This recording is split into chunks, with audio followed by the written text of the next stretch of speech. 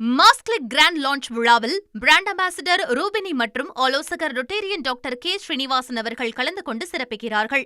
குமரி மாவட்டத்தில் இருந்து கேரளாவுக்கு ரேஷன் அரிசி கடத்தப்பட்ட நிலையில் தமிழக அதிகாரிகள் மீது அரிசி கடத்தல் கும்பல் தாக்குதல் நடத்தியிருக்கிறது. இது தொடர்பான முக்கிய செய்தியை நாம் பார்க்கிறோம்.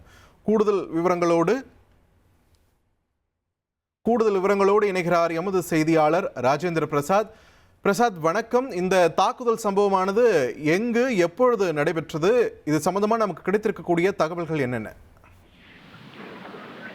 வணக்கம். அதாவது குமரி மாவட்டத்திலிருந்து ரேஷன் கடைகளுக்கு பொதுமக்கள் பயன்படுத்துவதற்காக விநியோகிக்கக்கூடிய ரேஷன் பொருட்களை ஒரு சில சமூக விரோதிகள் அவ்வப்போது வாகனங்களில் ஏற்றி கடத்தி சென்று கேரளாவுக்கு அதிக விலைக்கு விற்பனை செய்து வருவாய் ஈட்டி வருகின்றனர். இதனை தடுப்பதற்காக மாவட்டம் முழுவதும் எல்லையோர பகுதிகளில் கண்காணிப்பு போலீசார் ஈடுபடுத்தப்பட்டுள்ளது மட்டுமல்லாமல் தனிப்படைகள் அமைத்தும் தடுப்பு நடவடிக்கைகள் மேற்கொண்டு வருகின்றன. இதனை கடந்தும் இந்த திருட்டு சம்பவங்களானது அடிக்கடி நடைபெற்று வரக்கூடிய சூழலில் இன்றைய தினம் குமரி மாவட்ட தனி வட்டாட்சியர் பாரதி தலைமையிலான அதிகாரிகள் ரேஷன் பொருட்கள் கடத்தி செல்லப்படுவதை கண்காணிக்கும் பொருட்டு தமிழக கேரள எல்லையோர பகுதியில் சோதனை ஈடுபட்டுக் கொண்டிருந்த போது ஒரு லாரியில் ரேஷன் பொருட்களை ஏற்றிக்கொண்டு அந்த லாரியானது தமிழக கேரள எல்லை களியக்காவலை வழியாக கேரளாவுக்கு நுழைய முயன்ற போது அதனை இந்த அதிகாரிகள் தடுத்து நிறுத்த முயன்றனர்.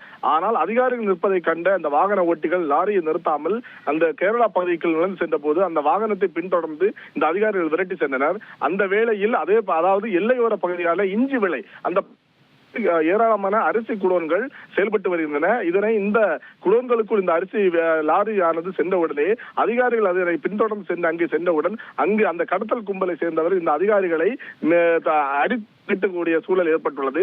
அதனைத் தொடர்ந்து இந்த உயிரை பாதுகாத்துக் கொள்ளும் நோக்கத்தில் இந்த அதிகாரிகள் அங்கிருந்து விலகி வந்து மீண்டும் கேரள போலீசார் மற்றும் வருவாய்த்துறையினருக்கு தகவல் கொடுத்தனர்.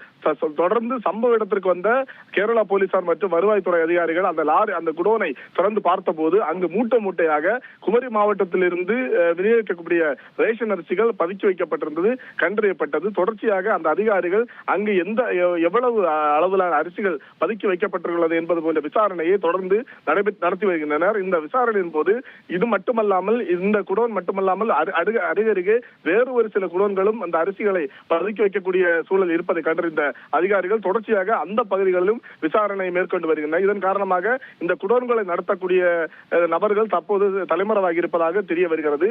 தொடர்ந்து இந்த அதிகாரிகள் இந்த குடோன்கள் நடத்தக்கூடிய நபர்கள் யார் என்றும் இந்த கடத்தலை அதாவது அரிசியை இங்கிருந்து தமிழ்நாட்டிலிருந்து குமரி மாவட்டம் வழியாக கேரளாவுக்கு கடத்தி செல்ல நபர்கள் யார் என்ற கோணத்திலும் விசாரணை துரிதமாக நடத்தி வருகின்றனர். தொடர்ந்து இந்த விசாரணை நடைபெற்றக்கூடிய சூழலில் குமரி மாவட்ட அதிகாரிகள் அதாவது இன்றைய தினம் இந்த லாரியை விரட்டி சென்ற அதிகாரிகள் தற்போது தமிழக கேரள எல்லை பகுதியில் உள்ள களியக்காவலை பகுதியில் அந்த கேரள அதிகாரிகள் பதிலுக்காக காத்திருந்து வருகின்றனர். நன்றி ராஜேந்திர பிரசாத், உங்களோட விரிவான தகவல்களுக்கு. மாஸ்க்லிக் கிராண்ட் லான்ச் விழாவில் பிராண்ட் அம்பாசிடர் ரூபினி மற்றும் ஆலோசகர் ரொட்டேரியன் டாக்டர் கே ஸ்ரீனிவாசன் அவர்கள் கலந்து கொண்டு சிறப்பிக்கிறார்கள்.